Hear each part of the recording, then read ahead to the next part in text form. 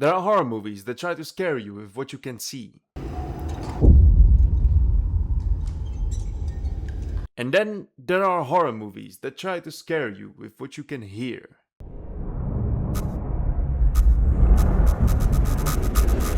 Or sometimes, what you can't hear. When Iron Lung was announced by Markiplier, most people expected a faithful adaptation of the indie horror game. A claustrophobic submarine, an ocean of blood, and something massive lurking beneath the surface. And what surprised me the most about the movie wasn't the visuals, even though they were stunning. It was the soundtrack. Because the music doesn't feel like a traditional movie score. It feels mechanical, oppressive, almost alive. Soundtrack isn't just supporting the tension, it becomes part of the submarine, part of the environment. And that's what makes it terrifying. Today, I want to break down how Iron Lung uses sound, silence, industrial textures, and musical restraint to create one of the most suffocating atmospheres in horror in recent years. Let's get into it. One of the smartest things the Iron Lung understands is that the primary theme of the movie is isolation, and the composers understood the sound of it, or more accurately, a lack of sound. Most horror movies are telling the audience how to feel. Loud strings, jump scare stingers, massive bass hits every 5 minutes. But Iron Lung does the opposite. It uses restraint, long stretches of ambient drones, and sometimes almost complete silence. The silence matters because the movie takes place inside a impossibly crane submarine. There's nowhere to run, no natural light, no human comfort, no escape. And the soundtrack reflects that perfectly. Instead of giving us an emotional melodies, the soundtrack keeps us in suspended uncertainty. You never feel safe with the music, even during quieter scenes. Especially during quieter scenes. Because the soundtrack behaves less like traditional music and more like something coming out of the story, coming out of the environment. Like the submarine itself is slowly crushing you. And psychologically, repetition plays a huge role here. The same low-frequency engine hums, the same rhythmic mechanical pulses, the same suffocating ambience looping over and over again. At first, it almost fades into the background. But over time, your brain starts noticing small changes, a distortion, a missing sound, a unfamiliar vibration, and suddenly the environment feels wrong. That's the genius of minimalism horror. When the soundtrack is sparse, every little change becomes terrifying. One of the most fascinating things about the Iron Lung's soundtrack is how difficult it can be to distinguish between the music and a sound design. Where does the music end? And when does the screeching, environmental sounds of the submarine begin? A lot of horror movies treat music and sound effects as separate layers. But Iron Lung does something different. It blurs them constantly. Metallic groans become ambient textures. Engine noises become percussion. Hull stress sounds start behaving like an ambient drone. And because of that, the submarine stops to feel like a setting for a scene. It starts feeling like a living organism. And it isn't anything new, this technique existed in horror for many years. Take movies like Alien or Under the Skin, or even video games like Silent Hill 2 or Dead Space, for example. All these examples use environmental sound as a psychological manipulation. But Iron Lung takes it even a step further, because the submarine itself is already inherently pretty terrifying. Every vibration feels catastrophic.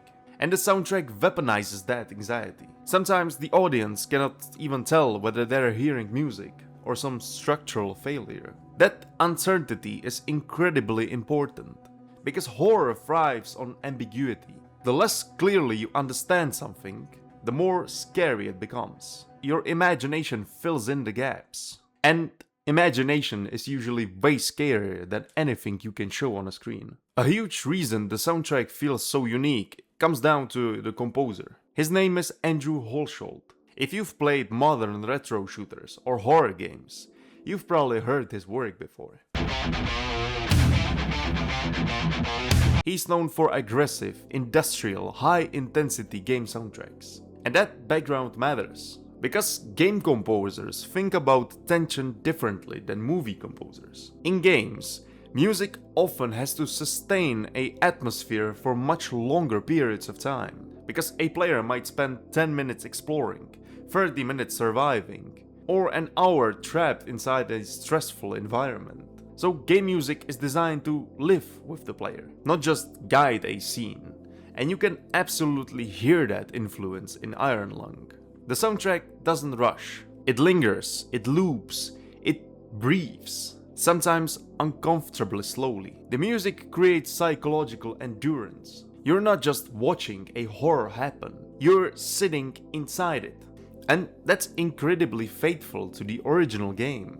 Because the original Iron Lung was terrifying largely because of monotony. Because you spent most of the game waiting, driving, listening, and imagining what might exist outside the walls of the submarine. The fear came from anticipation, not action, and the movie soundtrack preserves that beautifully. It understands that dread is more effective than chaos. One thing you might notice while listening to the Iron Lung soundtrack is how physical it feels. Not loud, necessarily, but physical. And that's because of its use of low frequencies. They affect your body almost as much as your ears. Sub-bass creates tension instinctively, because humans associate low frequencies with danger. Earthquakes, storms, or massive animals. And Iron Lung uses that constantly. There are moments when the soundtrack barely even sounds musical anymore. It becomes pressure, a vibration sitting underneath a scene, almost like the ocean itself pressing against the hull of the submarine. And this is especially effective in theater environments,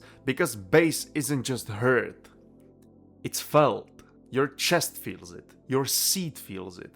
And that physical discomfort reinforces the movie's claustrophobia. But what's also important is that the soundtrack doesn't overuse this technique. A lot of modern horror movies keep the intensity maxed out constantly, but Iron Lung understands a dynamic range. Quiet moments becomes genuinely quiet, which means when the bass does hit, it feels overwhelming. The movie earns its loudness. And because of that restraint, the music avoids becoming exhaustive. Instead, it stays oppressive. But quite paradoxically, maybe the scariest thing about the soundtrack is silence, or at least the illusion of silence. Because even in its quietest moments, the movie is rarely truly silent. There is always some distant machinery, subtle static, underwater pressure, electrical hum, or faint metallic resonance. And after a while of getting used to this, your brain is constantly searching for these sounds in the background. And that's psychologically exhausting. Silence, like generally, works in horror because it creates an expectation. The audience starts waiting for something to happen. Every sound becomes suspicious. And Iron Lung weaponizes that beautifully. Sometimes the soundtrack disappears so gradually that you don't even notice it. You just start feeling uncomfortable. And then suddenly, a sonar ping, a metallic slam, or a distorted burst of sound.